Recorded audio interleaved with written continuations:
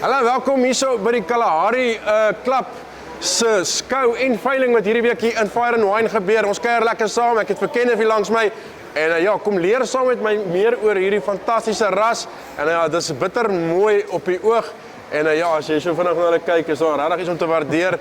En jy kan sien die manne het al ver gekom in hierdie ras in die laaste paar jaar. Kenneth, hoe gaan dit? Goed, dankie. Ja. Lekker. Vinnig ouens nie hier ras ken nie. Waar kom hy vandaan? Hoe het hy hom geteel dat hy is wat hy vandag is? So die Kalahari Reds is oorspronklik maar in die Noord-Kaap wat hy geteel is en daar ontstaan het op die einde van die dag en so die ras maar versprei deur die land. Hierdie ras is ook al bekend wat hy in Suid-Afrika by die ouens boer, dan ook in Botswana wat hulle boer, op in Namibië. En dan het ons ook al baie navrae begin kry op in Afrika om die ras te skuif na daai kante toe. So dis 'n baie lekker ras. Is 'n geharde ras, is 'n geharde dier wat ons nog mee wil teel. So ja, ons is baie lief vir hierdie ras, baie lief vir die diere. So kyk, hier is 'n paar fantastiese ooi voorbeeldjies. Kom ons praat 'n bietjie meer oor 'n ooi en wat ons wil sien in 'n ooi. Nou as dit by diere kom, is die reëls baie dieselfde, maar daar's altyd 'n paar goedjies wat verskil. En wat my onmiddellik opval is hierso kyk ons bietjie na die kop 'n bietjie meer in detail. Daar's 'n paar goedjies waarna jy moet kyk. As ek so na 'n ooi se kop kyk, wat wil ek sien en wat is my prentjie wat ek wil hê? Kyk, eerste ding wat ons moet onthou nê, as ons met diere gaan teel hierso en ons praat van ooe en goeters, moet 'n dier vroulik wees nê. Ek meen, jy wil ook 'n vrou hê wat vroulik is vir jou nê. So as ons na hierdie dier kyk van die punt van haar neus af, reg rondom oor haar neus, by haar oë en oor haar horings, wil ons baie graag 'n vroulike dier hê. As sy maar kop afgesny is en ons kyk vir oor 'n muur, wil ons kan sien hoor jy dis 'n ooi wat ons mee teel hierso, is nie 'n ram nie, verstaan? En dan van daar so af wil ons kyk ook hierdie dier moet vir ons 'n lekker lengte van lyf wees. Sy moet vir ons diep wig na agter toe. Waar sy haar lammetjies ook dan op die ouend van die dag moet sy haar lammers dra en baar. So dis wat vir ons belangrik is. Die kop speel vir ons 'n groot rol daarbey, maar ons moet ook pas op dat ons bekke nie te spits raak nie. Ons diere moet nog steeds kan vreet. So jy soek hy fynheid, my soek jy 'n fyn bek, nog steeds 'n breë bek hê, my soek nog steeds fyn oor die kop, bietjie fyner in die nek. Daai goedjies, maar jy soek nog steeds 'n sterk bek want dit is tog dis waar hulle begin, dis waar hulle begin verteer. Ja, onthou ons moet net altyd onthou met die bokke en goed, dit bly 'n browser. Dit is nie 'n grazer wat ons met skape teel en goed nie, waar die grazers baie meer op die gras vreet, is hierdie diere baie meer blaarvreters en takkievreters. So hulle voedingsbehoeftes is ook weer heeltemal anders as die van 'n skaap. So ons moet nog steeds 'n dier hê wat gemaklik aan takke kan eet, gemaklik aan bome kan eet, maar sy het ook so 13% wat sy omtrent van weiding van grazer afleef. So al daai goedjies moet in gedagte gehou word as ons met hierdie diere boer. Ons kyk ons na die toplyn.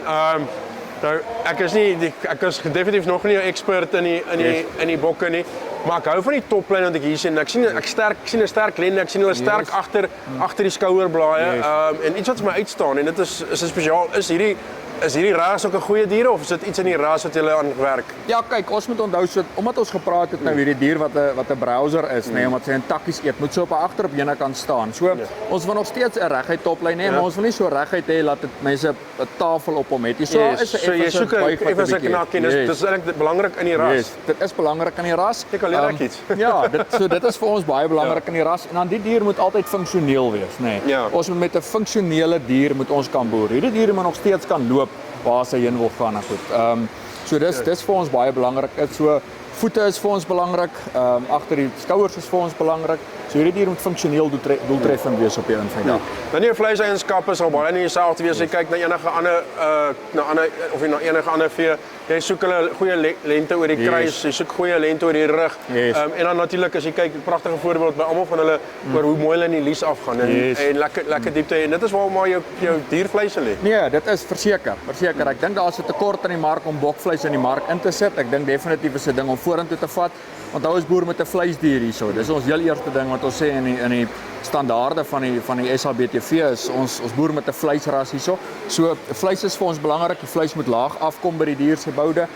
Sy moet ook lekker diep vleis hê. Sy moet in die binne en in die buiteduie moet sy goed gevul wees. Dan ook in die lende en in die kruis moet sy vir ons baie sterk wees en ook genoeg vleis dra, ja. Ek gou vinnig as ek jou laaste bietjie as ek praat, jy het gepraat van hulle moet nou natuurlik kan opstaan en teen die takke kan eet en so aan. As ek kyk na jou hakke en jou beweging, hoe wil ek na my hakke kyk om seker te maak dat hierdie ras ideaal is vir wat hy moet doen? So omdat hulle agterop moet staan en goeders moet ons sterk bene hê, moet sterk hakke hê, maar ons moet ook altyd begin diskrimineer teen 'n ram wat te dun bene het en ook 'n vroulike dier wat te dik bene het op die einde van die dag. So jy reg daai medium Yes, balans. ons moet 'n medium balans wat ons het vir die dier, sodat sy nog steeds doeltreffend kan wees en sodat sy nog steeds kan loop in die area waar sy gewoond is om te loop.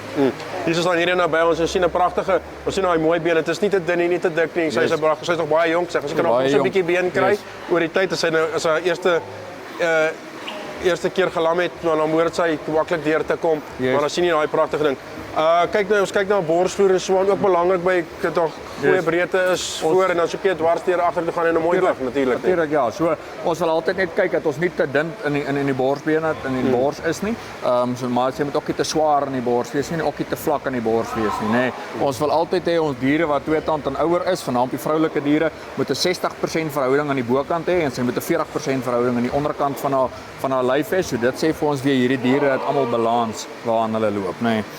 So al hierdie goeders moet in balans met mekaar wees om op die ouend van die dag te sê, is hierdie 'n stoetdier vir ons, is hierdie 'n kuddedier vir ons en dit is maar net riglyne wat neergelê is vir ons om te besluit in watter rigting hierdie dier vorentoe beweeg. Okay, julle skou nou al 'n hele week hierso, maar Saterdag gaan julle veiling, hoe laat gebeur dit? So hierdie veiling begin 11:00 Saterdagoggend, word deur CDP aangebied hierso op Fire and Wine. Hierdie diere wat hierso is word almal aangebied daarso op veiling. Wat lekker is al drie hierdie ooe wat hierso staan is stoetdiere en hierdie diere is almal dragtig. Ja. Ek kan nie wag nie. Ons gaan nou nog 'n paar lekker lotte bespreek. Ek praat nou weer met jou. Dankie. Okay, maak seker jy bly ingeskakel of jy kyk verder hier na Farm Talk. Ons gaan nog 'n paar van hierdie lotte hier agter bespreek. Pragtdiere en as jy kan wees, maak seker jy is Vrydag hierso. Kyk bietjie diere, kom leer en dan Saterdag, dan koop jy vir jou 'n kudde aan man. Dis jou kans.